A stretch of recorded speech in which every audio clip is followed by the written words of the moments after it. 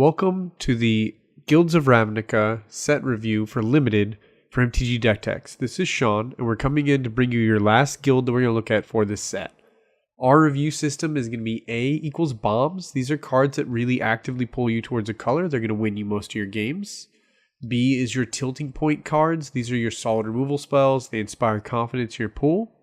C is the bulk of your deck. If you're really building a strong deck, you want a lot of C's in it.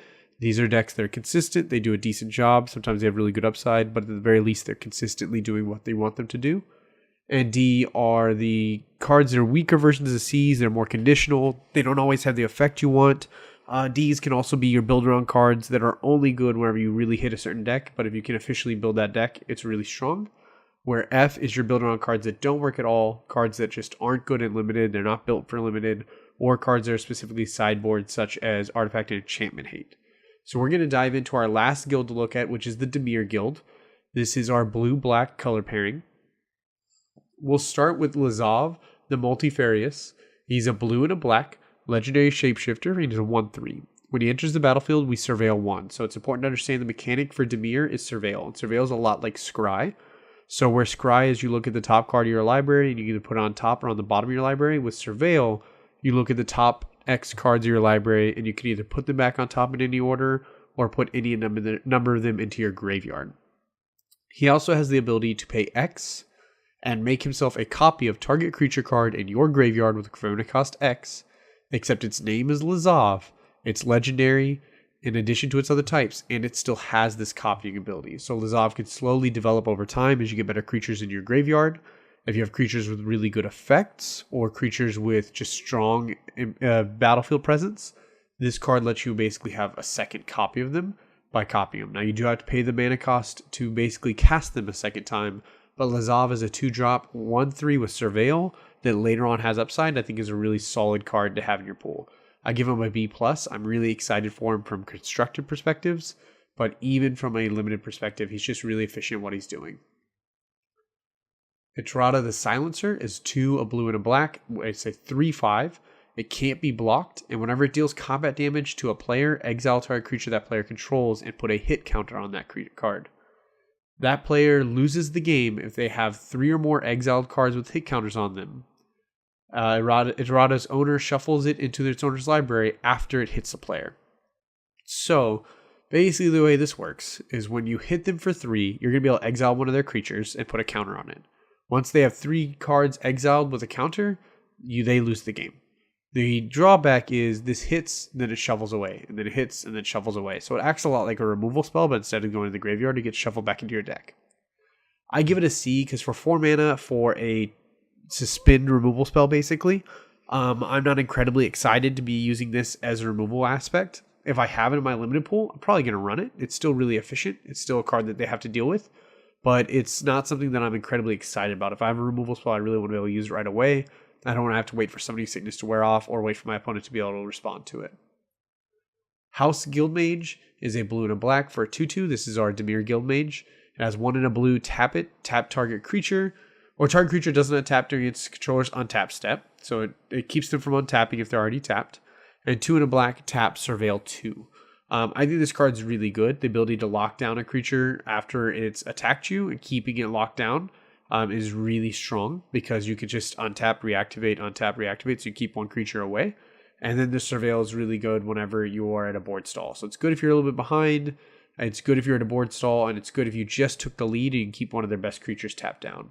So I give it a B+. It's probably, in my opinion, the best guild mage. Mostly because the abilities are so cheap. Connive and Concoct. Connive is 2 with 2 blue-black hybrids. Gain control of target creature with power 2 or less. Not something that's extremely exciting for 4 mana and limited. Concoct is 3 blue-black, Surveil 3, then return a creature card from your graveyard to the battlefield. That card's a lot more exciting because it fuels itself, and Rise from the Grave effects are typically pretty decent. You do have the option of taking a moderate-powered flyer with the Connive aspect. It's worth noting it also does take Aurelia.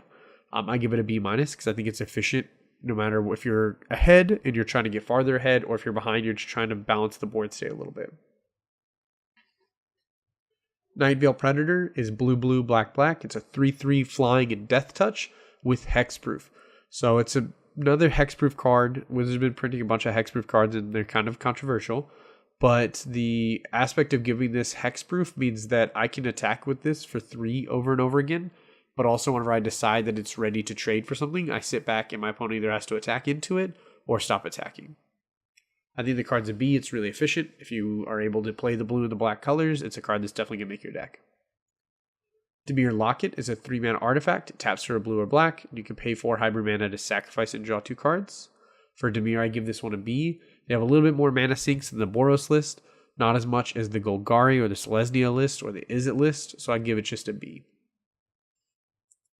Discovery and Dispersal. Discovery is 1 and a blue-black hybrid sorcery. Surveil 2, the draw card.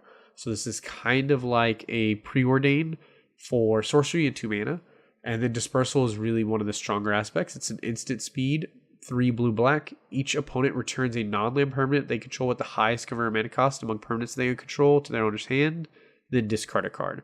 So if you can get your opponent's hand to 0, you can use this just to make them discard their largest creature or whatever the largest threat is. Sometimes it'll be a planeswalker, sometimes it'll be an artifact. A lot of times it's a creature. I think it's a B-. It takes a little work to set up the Dispersal. But if you're looking at an opponent that has some card advantage, Dispersal might not ever be very efficient. You can always use Discovery just to make your deck consistent. Mnemonic Betrayal is a 1 blue-black sorcery. Exile all cards from your opponent's graveyards. You may cast those cards this turn. You may spend mana of any color. At the beginning of the next end step, if those cards remain exiled, return them to owner's graveyard, then exile Mnemonic Betrayal.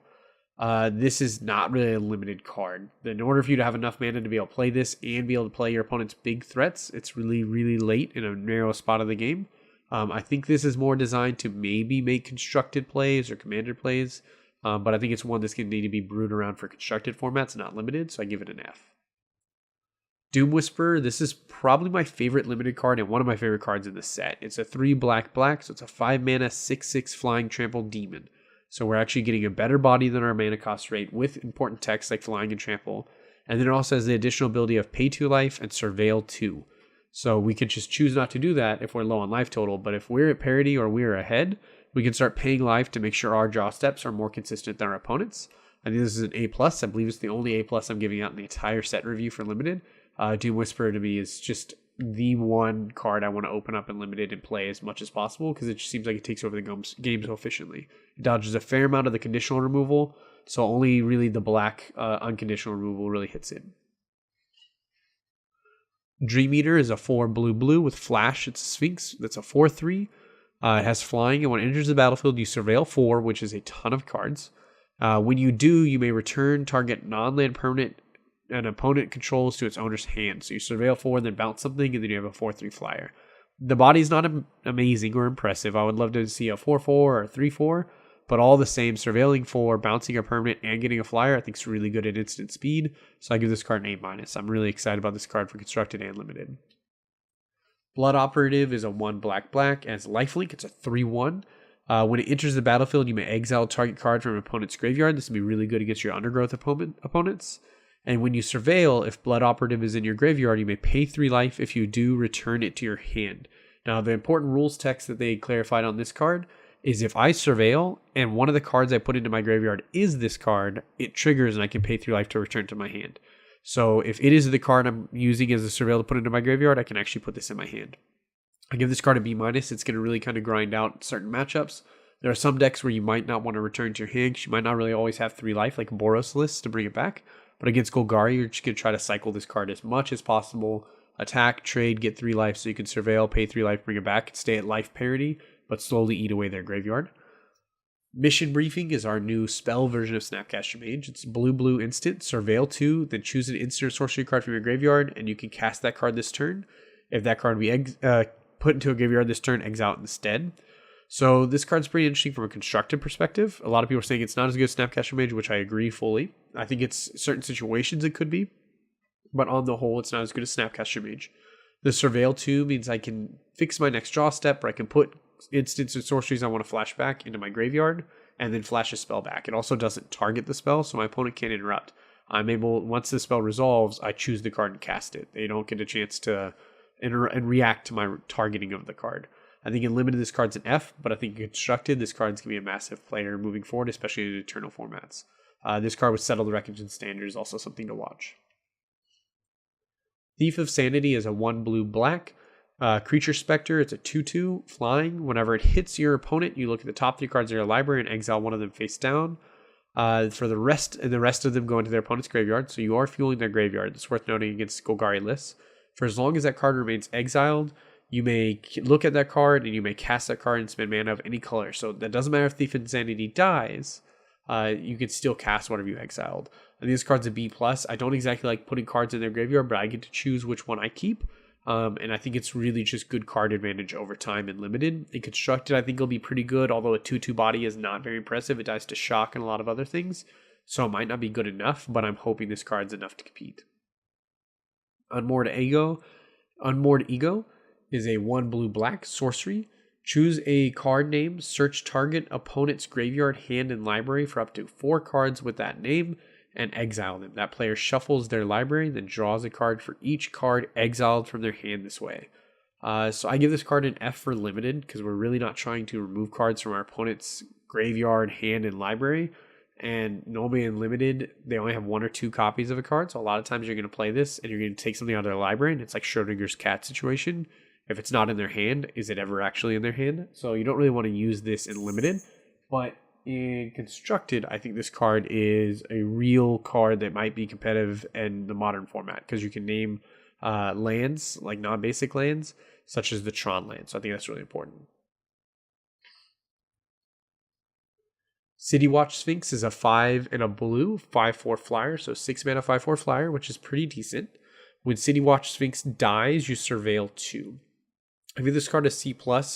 I don't love the fact that the surveilling is only happening when it's dying, because there are some exile effects, but I still think the effect is very strong. It's a decent flying body. There's not a lot of things that match up well against it in the air currently, so it's going to close out games fairly quickly, so your opponent has to kill it. And if they're not in a exile color, or they don't have the exile spells, because there's not a ton of them, but there are a few, then you end up getting to Surveil 2 and try to rebuild your value.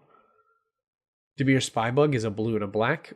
Flying menace, and whenever you surveil, you put a 1/1 counter on Dimir Spybug. I think this card's a B. I think it's going to be a key linchpin for successful Dimir decks. If this was a common, it would be insane, because you're going to be trying to surveil ideally at least 4 to 5 times a game, but you probably are going to see more than that, because they printed surveil fairly liberally.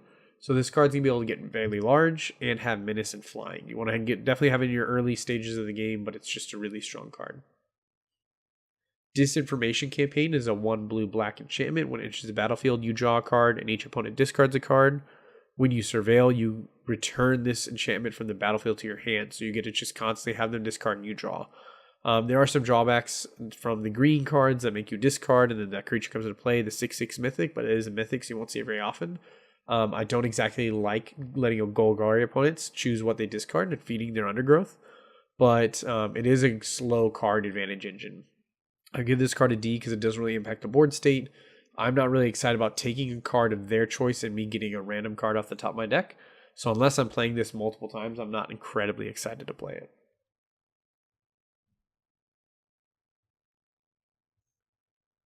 Enhanced Surveillance is a 1 blue enchantment. You may look at an additional 2 cards every time you surveil. Exile Enhanced Surveillance, shuffle your graveyard into your library.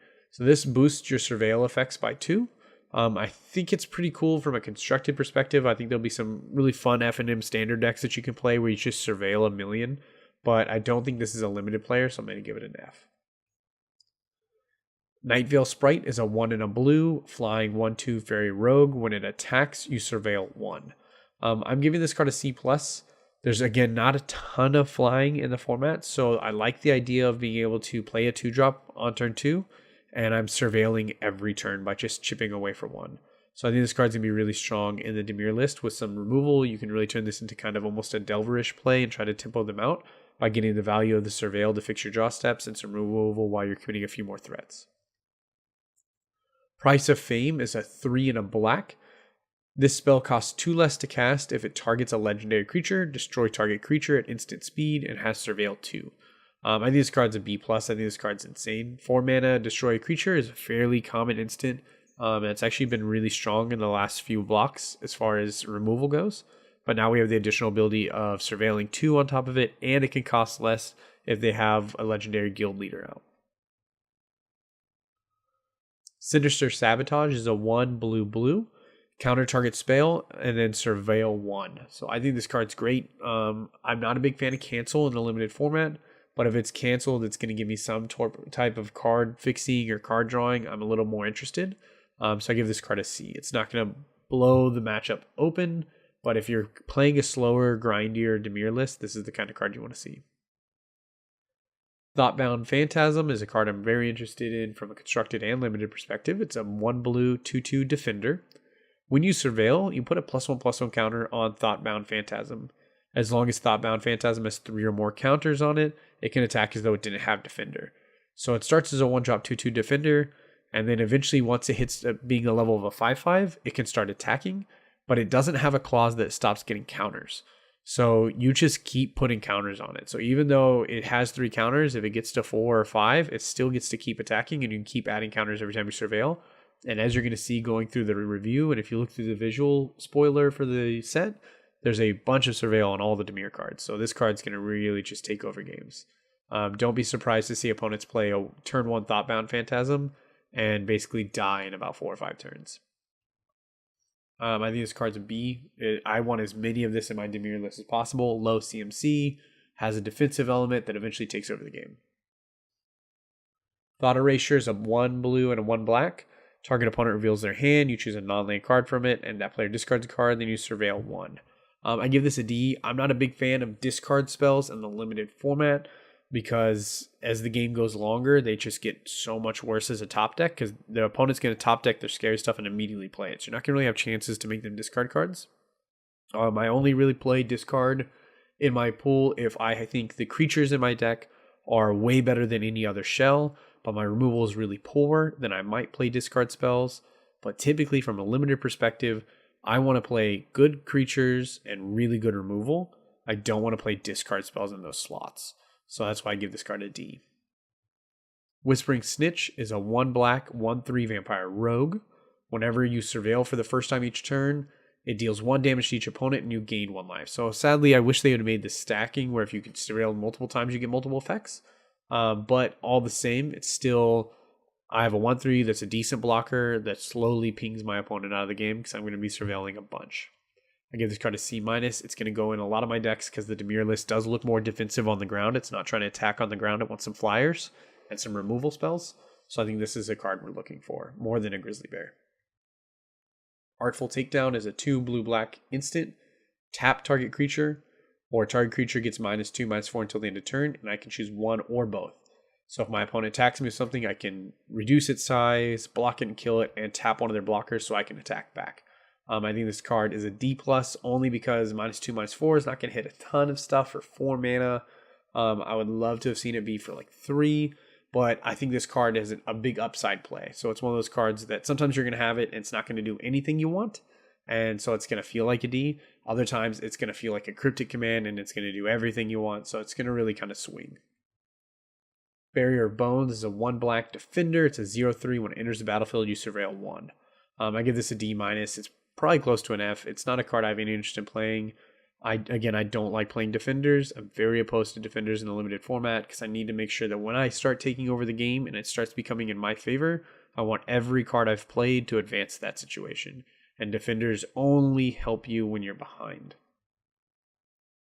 Darkblade Agent, 1 blue-black. It's a 2/3. As long as you surveilled this turn, it has Death Touch, and whenever this creature deals combat damage to a player, you draw a card. So it's a 2/3 for 3, which isn't amazing, but if you Surveil, this card now has the option of either they have to block and lose a creature, or else you get to hit them and draw a card, which I think is really strong, especially a common. I give this card a B-. I think it's a card you're going to want a bunch of, because as we already talked about multiple times, there's a ton of Surveil in the Dimir guild, so I think you're going to be surveilling almost every turn, especially if you're doing it proactively, so this card's going to be triggering a lot. Dazzling Lights is a 1 blue instant. Target creature gets -3, -0 until the end of turn, and Surveil 2. I think this card's a C+. It acts as a decent removal spell. I'm not the biggest fan of it overall, but I think Surveilling 2 is a really high Surveil count. You'll notice throughout the whole set.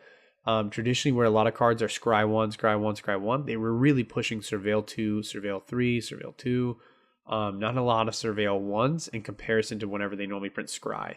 So I think Surveil actually got a little over pushed. I'm personally watching it to being an over pushed mechanic. I think this card's very positional. You have to really set it up, but as a 1 mana response, it can really set up some good tricks. Deadly Visit is a 3/black sorcery, destroy target creature, Surveil 2. So this is another removal spell of Surveil. So not only am I setting my opponent back, but I'm also fixing my draw steps. I think this is a B-, especially a common. 5 mana kill a creature is typically fairly decent and limited. Now it's also going to fix my draw step, and it has no restrictions on what creature. I'm all about having multiple of this card. Damira Informant is going to be our Sailor Amines of this set. It's a 2 and a blue for a 1/4. When it enters the battlefield, we Surveil 2. So again, if you look, it's not Surveil 1 like a typical Scry effect. They're actually letting it Surveil 2. I think the card's great. I think it's going to act as a great wall because Dimir really wants to slow the creatures on the floor down. It Surveils 2, so you can find your flying threats at your removal and eventually take over the game. I think it's a C+. I think you want to run a couple of these in your deck. Mephitic Vapors is a 2 and a black sorcery. All creatures get -1/-1 till the end of turn, and you Surveil 2. I think this card's very swingy. So I gave the card a D+, only because in certain matchups, this is massive, and in other matchups, this is terrible. So against Selesnya and some Boros lists, depending on what their board state looks like, this is going to come in and just wipe out their board. Against other matchups, Golgari, Izzet, and certain Boros or Selesnya board states where they're not as heavy on their tokens or X1s, this card's just worthless. So it's really dependent. I'll probably start with it in my sideboard, and I'll board it in depending on the match. Notion Rain. This is our new Read the Bones. It's a 1 blue-black sorcery. Surveil 2, then draw 2 cards, and then it deals 2 damage to you. So Read the Bones with Scry 2. I think Surveil 2 is actually better because we can really use our graveyard, especially if we have any of the extra splash undergrowth effects in our deck, because there's some black cards that say undergrowth, such as removal spells, that are really good. So this card makes me more interested than Read the Bones did. I'm still giving it a C. I normally don't want to play more than 1 of this effect, maybe 2, depending on how well I feel like I can survive. But I think 1 is a very solid inclusion in your deck for sure. Unexplained Disappearance is a 1 and a blue. Return target creature to its owner's hand. Surveil 1. I think this is a C+. At least it's bounce spells. It's not quite solid removal, but the extra ability of surveilling 1 and the ability to bounce a creature, because there's a fair number of tokens and people are really tapping out for some big threats. I think bounce is actually pretty decent in this set. Watcher in the Mist is a 3 blue flying spirit. When it enters the battlefield, you Surveil 2, and it has a 3/4. I think this card is probably one of the best commons in the set as far as creatures go. I give it a B-. I would say some of the best commons in the set are typically you look at removal for best commons, but when you want to look at creatures, I think this is up there as one of the best ones. 5 mana, 3/4 flyers, pretty good, especially if you look at the rest of the flyers in the format. Surveilling 2 is just amazing on top of it. Whisper Agent is a 1 blue-black hybrid. Has flash, and when it enters the battlefield, you Surveil 1. It's a 3/2, so we're really trying to set up, flash this in, eat a creature, or trade with a creature, and Surveil 1. I think it's a C+. It's going to trigger our Surveil effects, and it's going to have the additional value of possibly being able to ambush Viper a creature. Drowned Secrets is a 1 and a blue enchantment. Whenever you cast a blue spell, target player puts the top 2 cards of their library into their graveyard. I'm not a fan of very much mill unlimited because it's normally not very supported. It's not very supported in this set, so I give it an F. Narcomoeba, 1 and a blue. It's a 1/1. When it is put into your graveyard from the battlefield, you may put it onto the battlefield. When it's put into the graveyard from your library, you may put it onto the battlefield. It's a flyer. I give it a C-. If I'm playing Dimir, I want to play it because I'm hoping to surveil it and get it for free. But a free 1/1 is still not incredibly amazing, and if I have to cast it, that's even worse. So I'm not incredibly excited, but I'll probably play it if I have it in my pool. Guild Summit. This is a card I'm excited for Constructed Brews for Tuesday night streams. This card looks cool from that angle. It's 2 and a blue enchantment. I give it an F just because in Limited, you don't get a lot of guilds. So it enters the battlefield, you can tap any number of untapped gates and draw a card for each one you tap. And then whenever you play a gate in the future, you can draw a card. I think it's an F from Limited perspective, but from Constructed, where we have Scape Shift and other shenanigans, I think this card's going to be really cool. Selective Snares, X and a blue sorcery. Return X target creature cards to their owner's hand of the chosen creature type. So I can say Merfolk and then pay 3 and a blue, so 4 mana, and bounce 3 Merfolk to their hand. I think in constructed, this one is going to be pretty decent depending on what the metagame looks like. I think in limited, it's still a C+. At the very least, I just pay 2 and I bounce 1 creature. Occasionally, I pay 3 and bounce 2 creatures. So a lot of people are complaining about it being an instant. I think even at sorcery, the card is just ridiculous because it's not mana cost. It's just how many targets are you going to bounce. So if they have 3 humans in play, 4 mana to bounce 3 creatures is really, really strong. Devious Cover Up is 2 and a blue, instant, counter target spell. If that spell would be countered this way, exile it, and then you may shuffle up to 4 target cards from your graveyard into your library. The last effect does help you with the long game, but still shuffling cards from my graveyard or my library isn't something that I'm really excited about. I give this a D-. I really don't want this. I'd much rather just have real true removal, but I might play it and board it in against a really grindy matchup. Disdainful Stroke is a 1 and a blue counter target spell with converted mana cost of 4 or greater. This is a reprint, and I give this one a C+ because most of our threats that are killing us are going to be 4 or greater. Pass Wallah Depth is a 1 and a blue 1/3. Pay 3 mana. Target creature can't be blocked this turn. I think this card's a B+. I think it's amazing. I think the Izzet deck's going to run it. I think the Dimir deck's going to run it. And I think it actually is just a really strong effect for a 1/3. Midnight Reaper is 2 and a black for a 3/2, so a 3-drop 3/2 isn't terrible. Whenever a non-token creature you control dies, Midnight Reaper deals 1 damage to you and you draw a card. So it's just a good way to replace creatures that are dying, especially if your creatures have additional effects such as they surveilled when they came into play, or you have Undergrowth going. It's a pretty strong card for either the Golgari or the Dimir list. I give it a B because it's definitely one I want to play. Creeping Chill is 3 and a black sorcery. Deals 3 damage to each opponent and you gain 3 life. If you would mill this, you can cast it for free. I give this an F. Even if I have 4 of these, that's still only 12 damage. So it's not something I'm really excited about. And it doesn't really impact the board state at all. So unless I'm milling it for free, I have not much interest in it. So I give it an F. Our next card is Plaguecrafter. It's a 2 and a black. It's the new Fleshbag Marauder. When Plaguecrafter enters the battlefield, each player sacrifices a creature or planeswalker. Each player who can't discards a card. So you're going to be sacrificing a creature because you have this one coming into play. But your opponent's either sacrificing a creature or if they have no board state, they're losing a card from their hand. I think the card's very strong. I think it's going to make a lot of constructed impact, and I like it in limited, so I think it's a C+. It's just a good curve filler to try to mess with your opponent's board state. Ipilfering Imp is a 1 black flying 1/1. Pay 1 and a black, tap it, sacrifice Ipilfering Imp. Target opponent reveals their hand. You may choose a non-land card from it. That player discards that card, and you can only activate this anytime you'd activate a sorcery. I give this one a C. I normally don't like 1-drop 1/1 flyers, but it does have the added value of maybe stealing something in their hand if you're reading them as sitting on a removal spell and you want to play your bomb or something along those lines. It's just got a little bit more of an interesting text than a traditional 1/1 for 1. So I would probably play one of it in my deck, but it would probably be one of the first cuts if I'm worried about cutting it. So it could be more of a D range, but I think it's worth trying. Veiled Shade is 2 and a black for a 2/2. You can pay 2 mana to give it +1/+1 till the end of turn. 1 and a black. I think this card's okay. We see a lot of these shades fairly often. I give it a C. I'm not really a big fan of 3 mana Grizzly Bears, but it does have the upside of later in the game giving you a mana sink. Hired Poisoner is a 1 black 1/1 Death Touch. Now, if you remember the Golgari Death Touch, the 3-drop 2/2, I didn't give that one a very good rating. I give this one a little bit better. I think it's a C-. Just because it's less of an investment. It's a 1 mana 1/1, so it can just sit there and your opponent either has to kill a 1-drop or they eventually have to attack into it with something that entices me to block. So they're having to do some work to unlock their best attacker. Never Happened is 2 and a black. Target opponent reveals their hand. You choose a non-land card from that hand and that player exiles it. I think this is an F. I think in Constructed you might see it for Nexus of Fate matchups, but even then, just taking one of them is not good enough. So I'm not a big fan. Child of Night. This is a reprint. It's a 1 and a black lifelink vampire. It's a 2/1. I think it's a D. Normally it trades down too often. The lifelink doesn't matter unless you have a way to make it bigger. So it's not a card you want to run all the time. You're typically going to try to cut it for an actual Grizzly Bear 2/2. Dead Weight. This is another reprint. It's a 1 black enchantment aura. Enchanted creature gets -2/-2. It's just really efficient removal for the early creatures. And it can also swing a board stall whenever their larger creature gets shrunk by 2. So I think it's a C+. You're definitely going to run at least one of them, maybe 2 of them if you have them in your pool. Well, that's it for our limited set review for Dimir.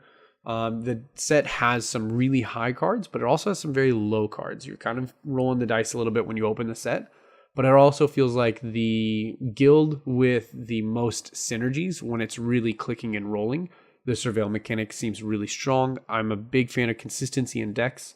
I really like when cards cycle, when they scry, when they have different effects to do those things. So I'm personally very excited about Dimir. But what do you think? We've now gone through all 5 guilds. Which one's your favorite so far? Which one do you think is going to really take over your pre-releases and win the most pre-release matchups in your room? And which one do you plan to go with?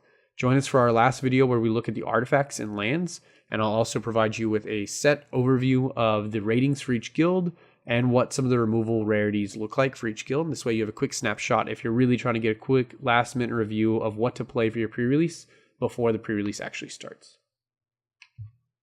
If you enjoyed this video, please hit that like button. It helps out a lot. Also, don't forget to subscribe to stay up to date with all of our uploads. You can follow us on these platforms here at MTG Deck. And finally, a big shout out to Terry Ledford for his generous Patreon donation. If you would like to become a patron for MTG Deck, please click the link down below. It is not necessary, but it helps us out quite a bit. Thank you for watching the video, and we will see you all again soon.